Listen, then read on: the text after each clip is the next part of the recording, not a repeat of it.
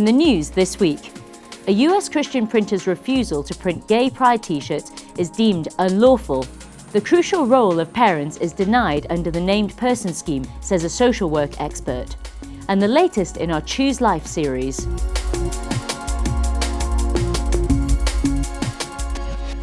Hello and welcome to this week's news bulletin from the Christian Institute. Jewish school pupils were left traumatised after being questioned by schools regulator Ofsted, according to a school association. The National Association of Jewish Orthodox Schools said it was appalled by questions asked during recent surprise inspections. Pupils were asked whether or not they had a boyfriend, how babies are made, and whether they knew that two men could marry. This week, the Jewish Schools Association wrote to Ofsted and the Education Secretary Nikki Morgan, arguing that Jewish values and ethos are being questioned by inspectors in a climate of hostility designed to unsettle the pupils at member schools. The news comes as the Christian Institute is raising concerns over new school standards for England, which the government introduced last month. The Institute is preparing a judicial review of the regulations, saying they are invasive and unjustified.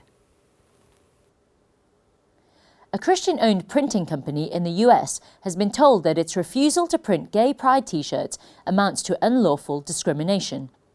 The Gay and Lesbian Services organisation asked Hands On Originals to print t-shirts for its Gay Pride Festival in 2012.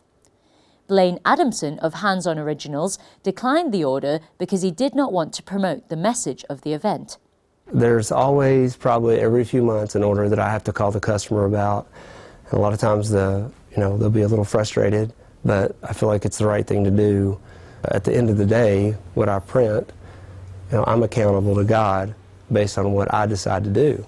Religious liberty group Alliance Defending Freedom, or ADF, which is defending Hands On Originals, expressed disappointment with the ruling. No one in America should be forced to express messages they disagree with. Consider, for example, if we were to force an African American to promote the messages of the KKK. Or how about if we force a supporter of same-sex marriage to promote the idea that marriage is the union of a man and a woman? That would be an extreme violation of those individuals' consciences. Likewise, in this case, forcing Blaine Adamson, the owner of Hands On Originals, to print materials that he disagrees with would be a violation of his rights. ADF warned that the decision may lead to other companies being required to print messages even if they conflict with their conscience. Scotland's controversial named person scheme denies the crucial role of parents, according to the former head of public policy for a major children's charity. Maggie Mellon, now a social work consultant, spoke against the legislation at a roadshow event for the campaign group No to Named Person.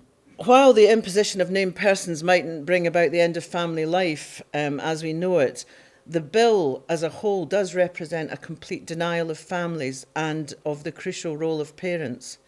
I believe families are the best thing for children. Families are the guarantee of children's welfare. Under the named person scheme, every child in Scotland will be assigned a state employee to monitor his or her well-being. Mellon criticised the way the named person will be able to share information without parental consent. So I predict a lot of bureaucracy and training, a huge misuse of resources that should be dedicated to actually helping families stay afloat.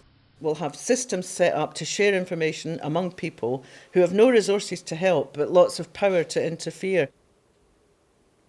A mother in Northern Ireland who carried on with her pregnancy despite her baby having a fatal fetal abnormality says she is against a weaker abortion law in the province. Gemma Bradley shared the story of her daughter Lily Rose on the BBC's Stephen Nolan show, which also featured Northern Ireland's Justice Minister David Ford. I gave birth to Lily Rose on the 11th of December last year, and I carried on with my pregnancy. Yes, Lily Rose was stillborn. So she was, but she was compatible with life inside me, and she was kicking and she was moving, and I got to bury my baby. I got to hold my baby. I got to kiss my baby. Gemma says she disagrees with Ford's recommendations for abortion to be allowed in cases of fatal fetal abnormality, such as trisomy 18, the condition Lily Rose had. There has been children that has lived for quite a number of days, months, years with trisomy 18, and doctors are stating that this is incompatible with life. Now, Who gives anybody the right to state that a child's incompatible with life because of their condition? Earlier this month, David Ford announced a consultation on allowing abortions for cases of fatal fetal abnormality and sexual crime. But in our latest Choose Life story, a couple share how their baby was incorrectly diagnosed as having a fatal fetal abnormality. Melanie and Damien Sheenan from Northern Ireland refused to give in to pressure to abort their child, who is now healthy and nearly a year old. Melanie described what the doctors said to her and why they're glad they chose life for their son Joshua. They felt that the child wouldn't survive birth, and if it did, it would be so profoundly disabled that, well, their words were, it would have no quality of life. I was put under immense pressure to go ahead with the abortion. Whenever we went to appointments, the nurse in charge of the consultant would introduce us as the couple who was continuing with the pregnancy against medical advice. We were made to feel that we were doing something terribly wrong by wanting to keep our baby. And if we had went with the doctor's diagnosis, he wouldn't be here today. And I'd be living with the fact that I had an abortion and all the effects that might have on me. For more stories, visit the Christian Institute's Choose Life site at christian.org.uk/chooselife. Well, that's all for this week. For more information and regular updates on all our stories, plus much more, visit our website at christian.org.uk. Until next time, goodbye.